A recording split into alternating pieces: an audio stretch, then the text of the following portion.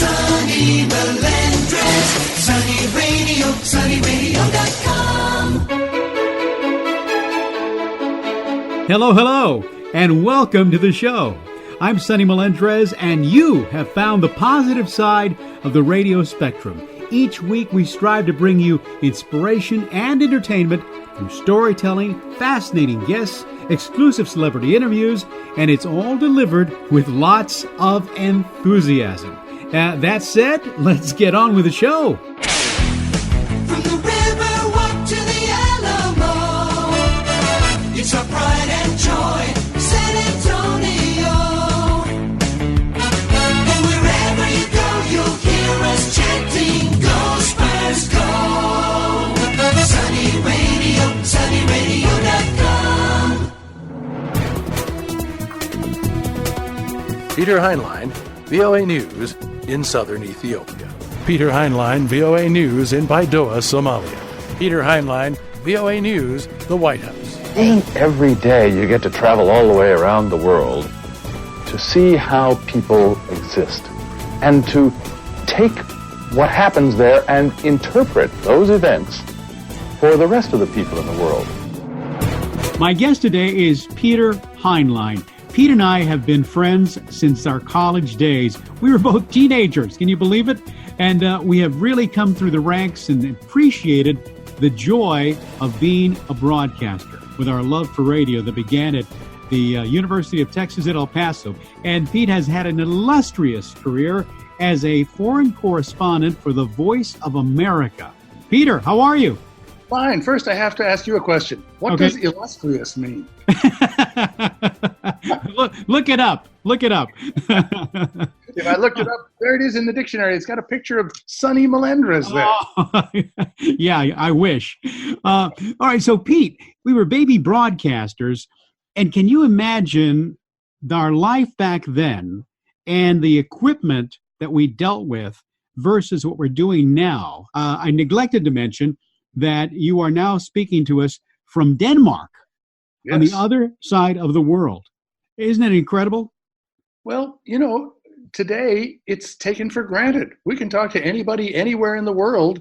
I mean, I've done live interviews from Afghanistan and Kashmir and Sri Lanka and Kosovo, places like that many people couldn't find on a map. And today, that's taken for granted.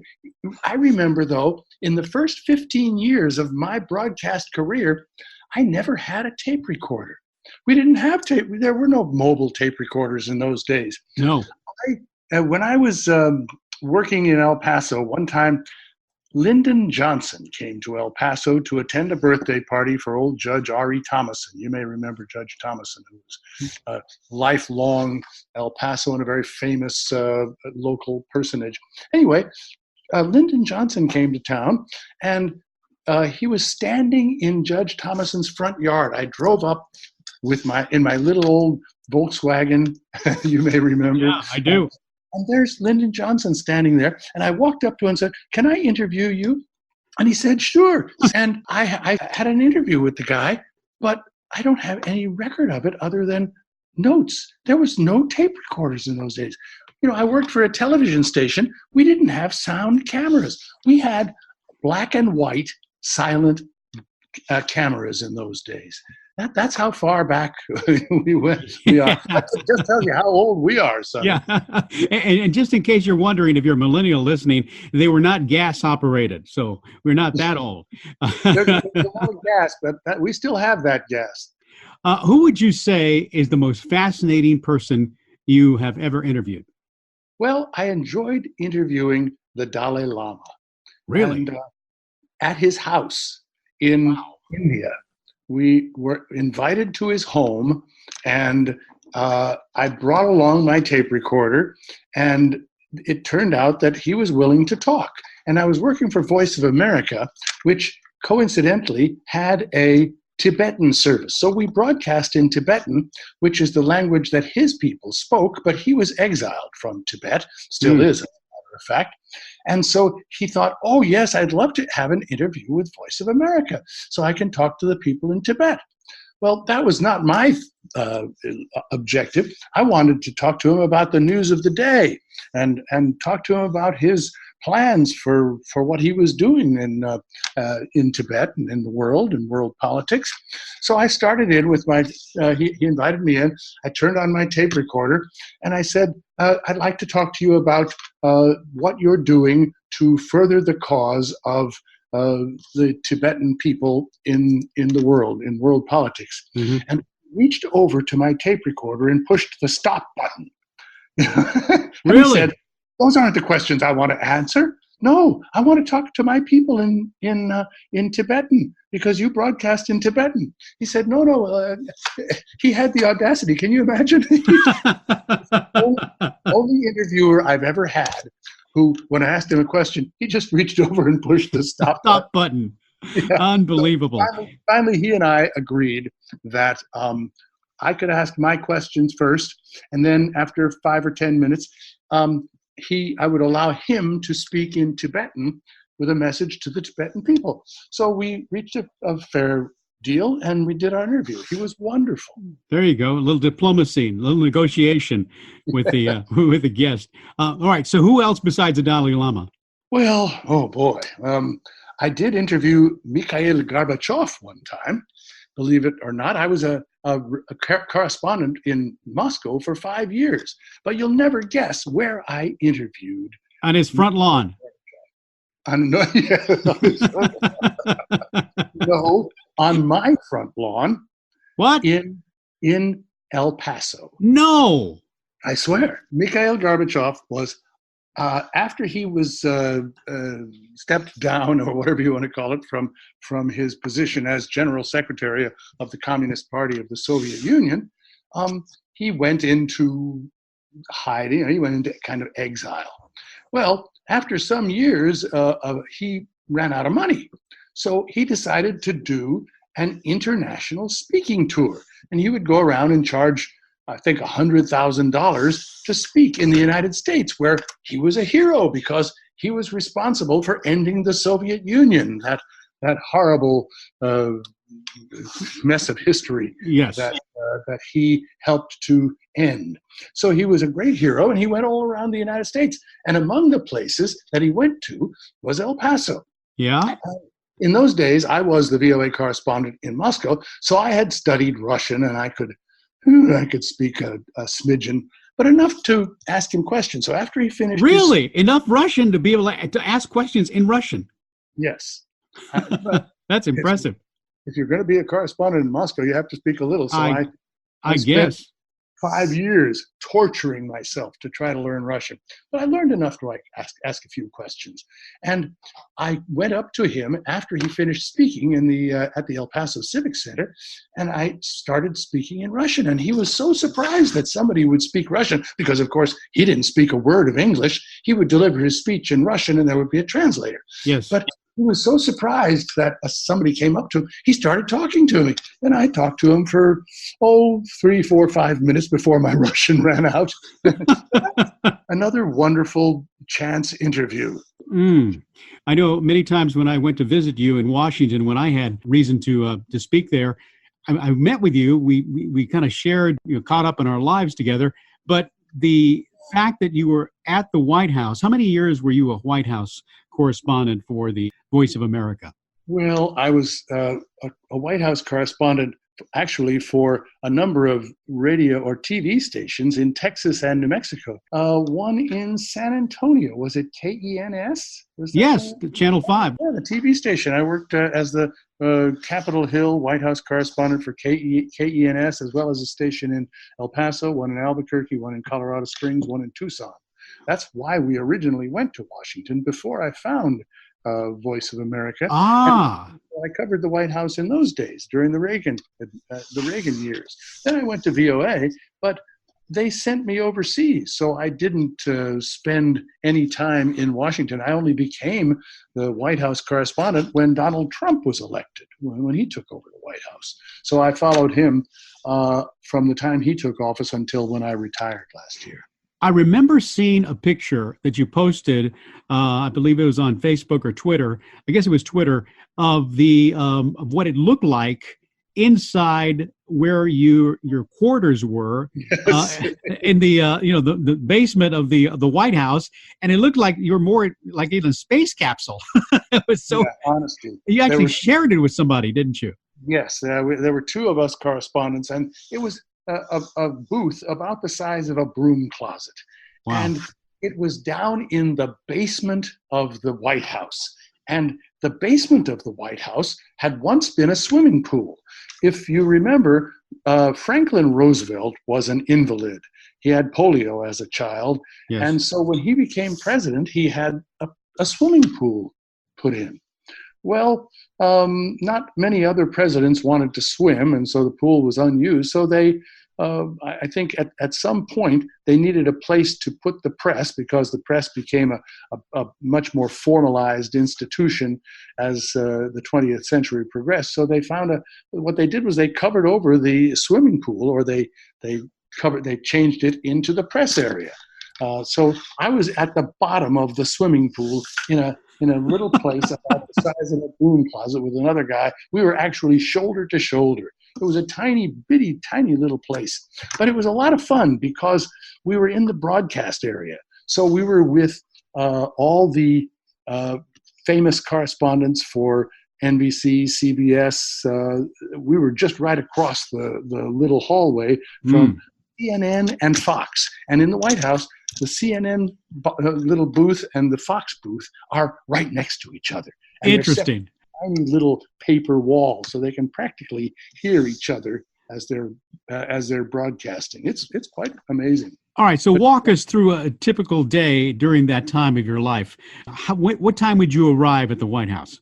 I would get there about 7, because typically Donald Trump starts tweeting pretty early in the morning. And we'd want to grab his tweets and get that stuff on the air and get the day organized. So I would get there. I was the early guy. Yeah. And so it was actually lots of fun, because the press people and a lot of the officials were much more available, let's say at 7 or 8 o'clock in the morning. By 9, they were all in meetings. So a lot of interesting things were happening. This was first, during the time of Sarah Sanders. So it was during the time, by the way, when they still had a lot of press conferences. Sure. The daily press conferences, which were all on the air. So Yes. that would be the big part of our day. And I got to go to many of those crazy press conferences. You get there at 7 o'clock, and you say you reporting on tweets. I mean, you go to the basement and start reporting there, and how does that work? Yeah, that's right. And the press room, the briefing room, is just upstairs, and so the reporters are all milling around you. You get involved with a lot of the other reporters, and Yes. you get the sense of the buzz. What's happening? Where's the day's story developing? Who's doing this and who's doing what? And then for me, it was the build up to the press briefing, and then I would spend a bit of time filing my reports. And actually, for Voice of America, filing these reports takes quite a bit of time. So I would wind up working for hours on a story, maybe 2-3 hours, just to write up a story and build all the sound bites in and produce it. So, I would probably only do one story a day. Now, but you're in that booth, and you're next to your roommate there. Yep. How do you keep from talking while somebody else is trying to record, or do you just kind of? Yeah, boy, I tell you, it was tough sometimes, especially since, if he is on the air, he can practically hear me breathe. Sure. If his phone rings or whatever. Yeah, and so often I would go out of the room, and he would go out of the room while I was recording or doing interviews and things like that. Because, in a typical day like that, you may interview, for one story, you may interview 5 people. Right. That's not usual. And in order to be able to save time, you do most of those on the telephone. So he's got a telephone, I've got a telephone. Actually, he's got 2 telephones, because we each have a cell phone and a landline. Yes. And we're trying to record. It's just mayhem in there. I can imagine. And honestly, next there's a little paper wall, and in the next booth are the NPR people, and they're doing the same thing. Yeah. It's wild. Well, it's interesting that you said that you're all milling about and you all are kind of talking about what the big story is of the day. So even though you're with competing networks, you're sharing information, aren't you? It's quite interesting. And this is one of the beautiful things about journalism is it's a cooperative endeavor. It's something where when I was in India, for instance, the New York Times and Washington Post correspondents would always work together because you can't cover the story by trying to be competitive. There was one news agency, I won't mention it, that always told its people, you gotta stay away from the rest. You want to have original material. But they always got left behind. It's by being good people and working together and cooperating that you get good news stories and get good sources too, because sources won't talk to you if you're not a cooperative individual. Of course. And of course, it sounds like there's a, kind of a unspoken fraternity of journalists that we don't see. Absolutely true. Although today it's becoming more and more a sorority. And well, it should. That's great. It took me a second to get that visual. I want to remind you that when we started out in radio, it was an all-male profession. When I remember, I had gone to work for KTSM TV in El Paso when I think it was around 1970, we hired our first female reporter. And we didn't know how to act. We didn't know, it really was something we spent a lot of time thinking about. You're right. And today, you think of what the ratio is. There are far more women in journalism today than men. And if you're a psychologist, psychologists will tell you that journalism is one of those, and I guess radio is too, one of those fields that is more suited to women. It's maybe a funny thing to say, but women have taken over the field of journalism. And why would that be? That is more suited. Yeah, I know. And it's one of those things that may not be politically correct, but according to psychological studies, women are more drawn to careers in helping people, in in the more I don't know what to say, but I mean, helping people is one of the service, like nursing. They're much more aggressive, and they don't seek out those jobs as much. I agree. The same can be said about HR, human resources. Absolutely. You'll find that, and it's, I guess, like you say, with the at the risk of being unpolitically correct, it doesn't really. It's about compassion, and it's not to say that we don't have compassion, but they're certainly born with it, and that's why they make great mothers. Compassion. That's exactly it. Women are much more compassionate than men. We've probably dug a big hole for ourselves just then. So. Yeah, we'll be in big trouble. You'll get the police after us. If you hear an echo on the show, that's what it is. You may not be on YouTube anymore. That's true. All right, so I want to share with everyone listening about our incredible days in the early days of radio when we both started out. We were both in college. And you and I both met at the station you mentioned, KELP, which was the #1 station in El Paso. And I was working on weekends, and you were doing news at the time. And then I went to a little daytime station, became the program director there, KINT. And it went off the air at sundown. It was 1,000 watts at 1590 on the dial. All there was AM radio in those days. Exactly. And actually, there were only, I think, 5 radio stations in El Paso. Yes. KELP had, I think, when you and I went to work there, we had about 70% of the audience of all the radio listeners in El Paso. Isn't that something? 70% were listening to one station. Now, you caused a big uproar when you left and went to KINT because all of a sudden, KINT was playing the same format, and you were, shall I say, a ratings phenomenon.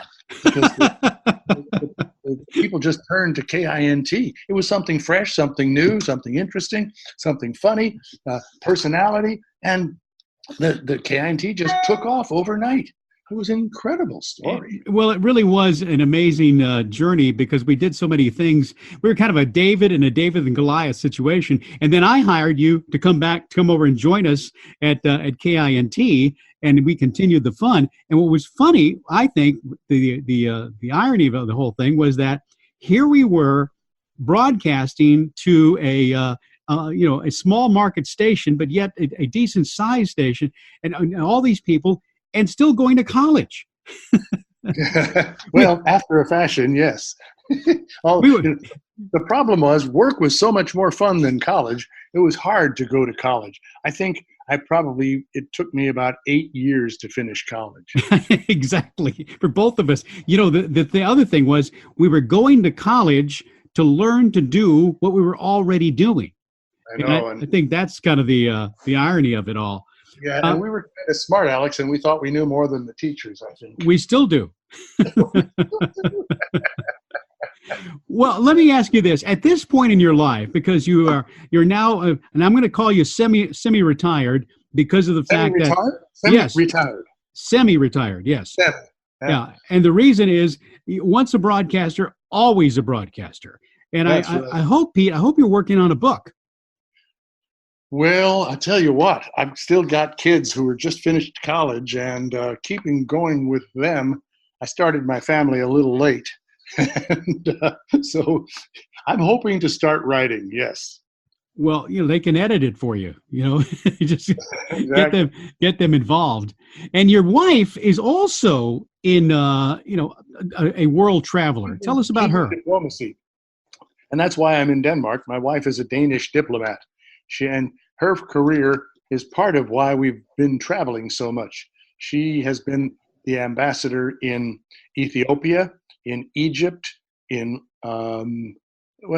Ethiopia and Egypt, and then she went to work as a United Nations diplomat, and she worked as the head of the mission in Lebanon and deputy chief in Afghanistan. So we've been all over the place. I guess, and at one point, and I guess still to this day, in a way, your children, your daughter and your son, both in college in two different cities. She was wherever she was, and then you were in another country. You were actually in, all these different places, and you were still a family. How did you keep your family together? Because I see that you definitely have done that. Yeah, we were doing it. One of the great things is about the time we started having to live in separate countries, Facebook, FaceTime, and Skype came along, and before that, can you imagine what the phone bills would have been? In the old days? Just to call, when I would have to call in a story from India or from Russia, it would cost us, $3-4 a minute to make those phone calls. Now it's absolutely free. Yes. And not only is it free, you can see the person on the other end. So we were able to pretty much keep in touch with each other on an everyday basis through FaceTime and Skype. Wow, that's incredible. And thank you to the inventors of those amazing inventions. Yes. Well, you've got a wonderful wife in Purnell, and I know that she's very proud of you as you are of her. You bet. She's the best, I tell you. I found her a bit late in life. As I said, my kids were born late. My daughter was born when I was already 50 years old. And the wonderful thing, and I think you may have experienced the same thing, marrying a younger woman keeps you young. Yes, it does. It keeps you on your toes, that's for sure. There's no question about that. Well, Pete Heinlein, I have to tell you, I am just so proud to be your friend. I treasure the times that we have spent together. I look forward to many more, and I want to congratulate you on not only a job well done, but on what you continue to do to represent not only our country, but also your family. And as a service member, I also congratulate you and thank you for your service. Thank you very much, Sonny. And I want to say, if I had a nickel for every time I've bragged about my old friend Sonny Melendrez and how I actually knew Sonny Melendrez when we were growing up together, I'd be a rich man. we both would. All right. Well, great to talk to you, Pete, and I'll talk to you real soon. All the best. Bye-bye now. Well, that's my visit with my lifelong dear friend, Pete Heinlein. By the way, if you'd like to see what the White House correspondent's working quarters looks like, we've got a pic of Pete at his desk at sunnyradio.com/show, where you can also listen to past shows on demand, and don't forget to subscribe to the podcast so you don't miss a single episode. Till next week, I'm Sonny Melendrez, and I leave you with the words of the late great broadcaster Paul Harvey, who said growth is the process of responding positively to change. Bye-bye.